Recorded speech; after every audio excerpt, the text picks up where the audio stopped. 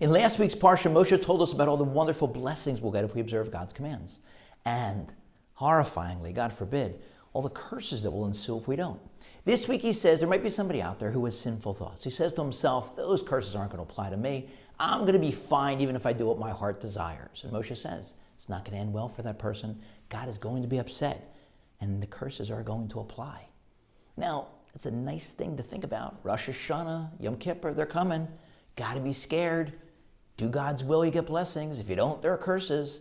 But there's a more subtle way of looking at this. It's not God standing up in heaven with a big hammer. If you don't do what I say, I'm going to bash you in the head. It's God saying, guys, listen, I created you. I hardwired you. I know what makes you tick.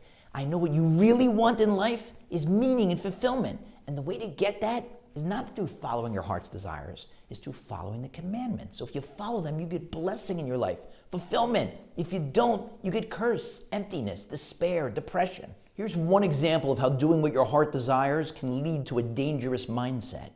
There's a recent study that shows that in the last 10 years or so, there are skyrocketing percentages of young people who say that they expect to find fulfillment in their lives through their careers, rather than through marriage and rather than through having children. It's not an accident. Think about it. Back in the day, you wanted to buy something, you had to actually go to the store. Now you sit at home and you press a button on the internet and the package arrives. Now, it used to be, when the internet first began, that you had to wait a little bit. You know, it would come in the mail in a week, in a few days, and then Amazon showed up and said, no, you can get next day delivery. Sometimes you can get it in a couple of hours. And that has an effect on us whether we realize it or not.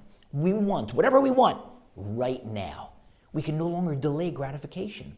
And that's a big problem, because in relationships, you have to sacrifice. You have to give. It can't be me first, it's the other person first. The Hebrew word for love, ahava, literally, the root is hav, give. It's tougher and tougher to give.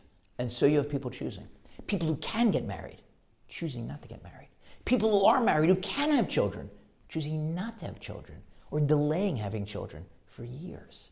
And they don't know what they're missing out on. Delaying children, thereby delaying grandchildren. Don't delay it, speed it up. Grandparenting is the greatest club in the world. I have a friend who tells young Jewish couples, you should aim to have one more child than you think you can handle. I remember when my youngest children were born, my twin boys, I was already past the age of 40. I called him up, gave him the great news, and he said, I'm taking credit for at least one of them.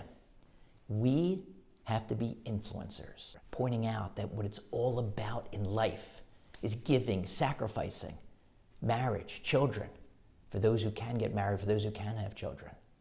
Like Moshe says later on in the Parsha, choose life and you'll live, really live, you and your children.